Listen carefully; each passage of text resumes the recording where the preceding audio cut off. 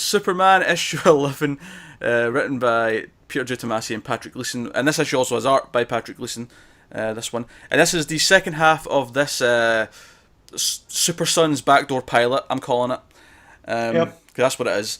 Yep. And basically, Bruce and Clark are a little bit pissed that John and Damian wrecked a part of the Batcave, and as a result, they're putting them through a series of tests to force them to try and work together because they have to learn a lesson. Yep. And we get a wonderful sequence of like tests where Damien will just do the first one on his own, John will solve the second one on his own, but they'll still not learn to work together, so they're still trying to get them to fight together. This was another great issue. I think when you end the issue with Clark and Bruce like saying, oh yeah, let's have dinner together tonight, whilst they're talking about getting Christmas trees, and Clark offers to fly Bruce's giant ass Christmas tree back to Gotham, like all of it was warming my heart. And then, even though they've kind of learned a lesson, John and Damien are just like, wait, what did you say? They're still crappy kids, but they're crappy kids with superpowers. Because, I mean, Damien, doesn't actually have superpowers, but he's the genetic combination of the Al Ghul and Wayne line. Yeah, right? he has inherited because Batman. He has that in his blood. So and he's a shit about it because he will say, "I'm Damien and I do whatever I want." And then you have John who has the Kryptonian stuff, and it's a boy scuffle that me and my cousins used to get into on the next level. Yeah, and just at the end, the whole argument over the tree. And Damien has an axe raised over John. John has a hacksaw. Oh my! I love it so much. And then the stuff in the issue too, where nobody. I still am going back and reading Tomasi's Damien stuff, so I haven't been introduced to her properly yet. Yeah. But she's a factor here, and Damien kind of has his feelings hurt that she's working against him, because he still only sees things as black and white, no matter how much Bruce tries to teach him. There's more. Yeah, and Batman has a private train on a private track that they've got to they've got at his disposal for tests such as this. And you also have Alfred going, "Aren't you guys going a little too far?" And both Superman and Batman are like, "No, they need to learn." Yeah, I do like that, and I also Alfred like that was one of my favourite parts. Yeah, Alfred's really good in this, and I love that he's the one that comes in at the end and says, "Right, you two, shut up. They've earned their capes back. Here you go, kids." Like. Well, he pulls the dad rank. He's grandpa basically, and he's like, "You guys aren't doing this right. Just look, they've learned a lesson, and we'll do this." I love how the stuff he with bosses Goliath. Clark around though as well. Yeah. Well, yeah. And Clark, and we'll get a lot more in this in Nightwing when we talk about his relationship with Dick, but just this idea that Clark accepts that he can be bossed around by Alfred because he's Alfred, and he has the respect for Alfred Pennyworth, because this is the man that controls Bruce Wayne, or at least to an extent controls Bruce Wayne. Well, no, for all intents and purposes, he's Bruce Wayne's father, right? Yeah. So he shaped Bruce for all his faults.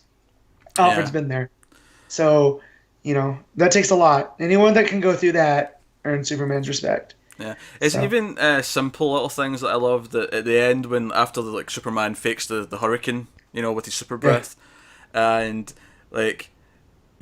Superman asks them how they're feeling, and John salutes and says he feels great with a smile on his face, and in the same panel, Damien's just like, "What the hell are you doing? Like, you little shit." And it's the point that he's clearly not okay, because he's all green and the words are all wavy. Yeah, speech bubbles all thingy. Yeah, John loses his lunch, and Davey's like, lightweight, and then a moment later, he's losing his lunch too. So I'm looking so forward to Super Sons after this, even more than I already was. Yeah, how about that page though where Alfred calls them that full page spread of with the silhouettes behind them. Yeah. Mm-hmm. Yeah, so the Batman silhouette behind Damien and the Superman silhouette behind John. Knowing that Tomasi is going to be writing Super Sons, it makes me really excited for it because this was a backdoor pilot. If you're not familiar with that term, in TV, sometimes when they want to spin off a show into another show, what they'll do is they'll have an episode of that show secretly kind of be the pilot for the other one. You know, like in Arrow, for example, there was an episode that introduced Barry Allen, and it was a backdoor pilot for the Flash, essentially.